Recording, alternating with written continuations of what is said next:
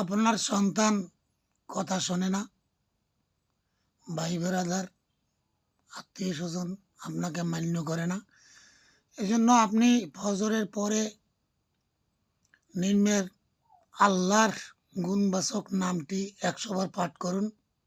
আপনার সন্তান, আপনার ভাই বেরাদার আত্মীয় স্বজন সবাই আপনার বাধ্যগত হইবে। নামটি হইল ইয়া আজিজু, ইয়া আজিজু, ইয়া আজিজু। 100 বার পাঠ করব ফজরের নামাজের পর।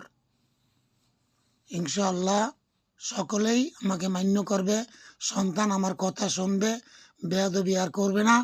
এজন্য এই গুণবাচক নামটি আমরা বেশি বেশি নিজেরা পড়ি, অপর ভাই যাতে পড়তে পারে এই জন্য শেয়ার করে দেই। আল্লাহ সকলকে আমল করার তৌফিক দান করে, আমিন সুম্মা আমিন।